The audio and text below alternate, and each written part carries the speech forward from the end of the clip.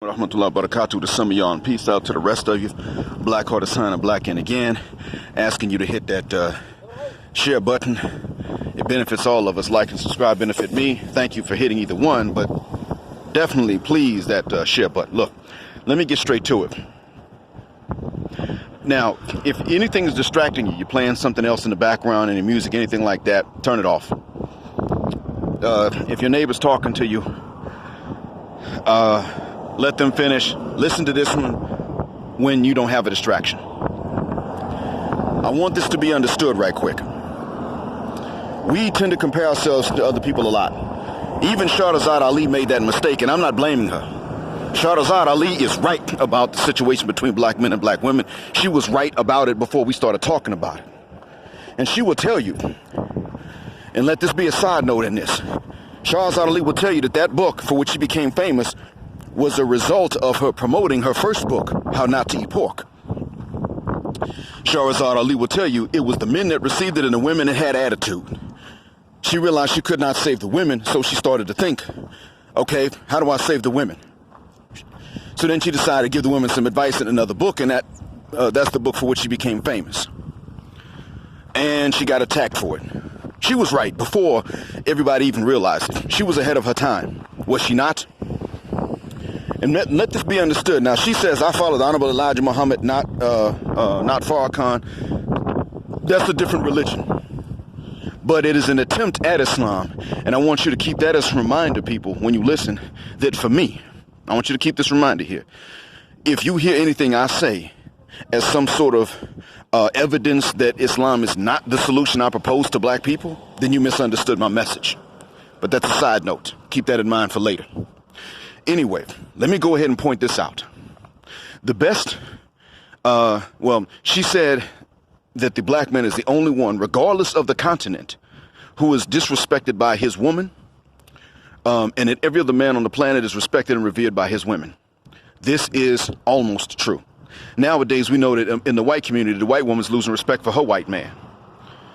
We now know that Native American women have largely lost respect for their men. We may see some of the men that they respect, but the average run-of-the-mill man from real America he does not have the respect of his women. Not because they're bad people, but because they're broken and traumatized, just like we are.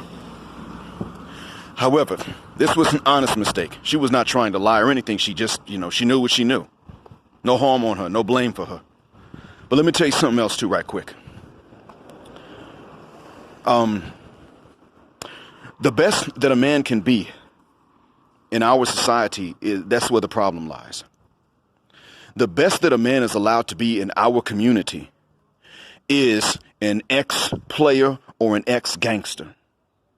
In other words, the reformed Pookie is the absolute best that the majority of our women in our community will take and actually treat like he is reproductively viable or romantically acceptable, or let alone maritally acceptable.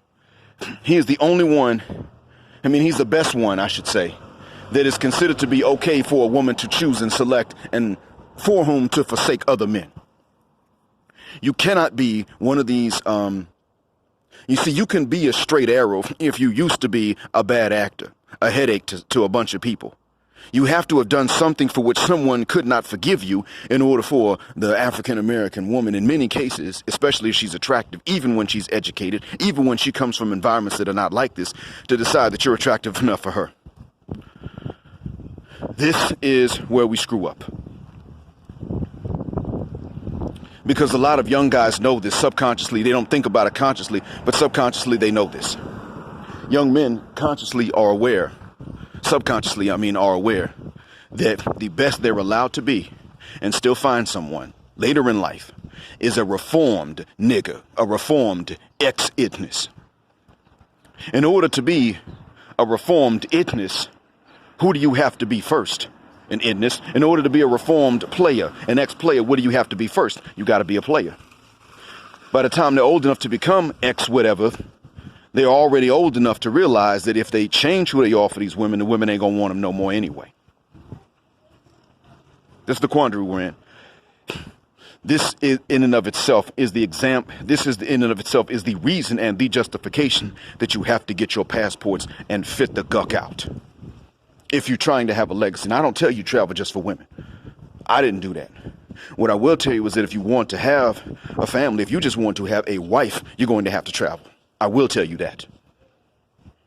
So go ahead, get them passports, because the best you're allowed to be among your own is not good enough. The guy who never was any of these negative stereotypical things will never be good enough, no matter what background she comes from. I wish this was not true.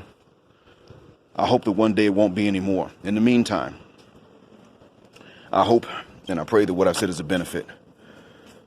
Black, sign a blackout. Assalamu alaikum.